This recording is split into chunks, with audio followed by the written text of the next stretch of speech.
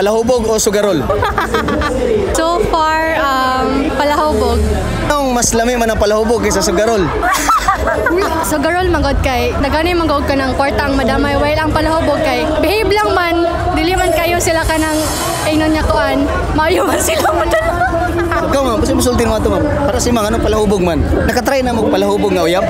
Wala ko ka-try. Moinom lang pero dili jud ingon na kanang palahubog. Dili siya everyday mo inom, like may occasion lang yun. Arang ang palahubog kaysa sa sugarol. So, sugarol. Kaya ang sugarol kay ma-addict man siya. Ana everyday man niya kanang buhaton na, while ang palahubog kay kuan lang man kanang nay okasyon. Nagdepende ra po na kung asa sa ila magkuan. Ang palahubog mangod kay siguro ka lambingon, maayo pod kayo kanang maayo mo dala. Tapos wala lang kanang usual lang gid sa ila nga kanang mag-inom kanang sa anak na ingon.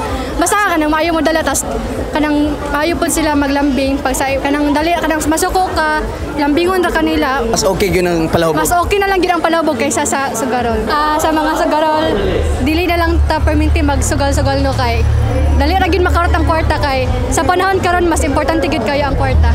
Then sa mga palainom, dapat occasion lang gyud kay depende ra magud pud na sa inyo kung kano gusto mo mainom, pero dapat na po'y limitation o boundaries kung naman mo'y karelasyon. Shoutout sa akong uyab nga nag-training karon sa RSTU Santiago. Shoutout sa akong mama na nanghid na ko ma.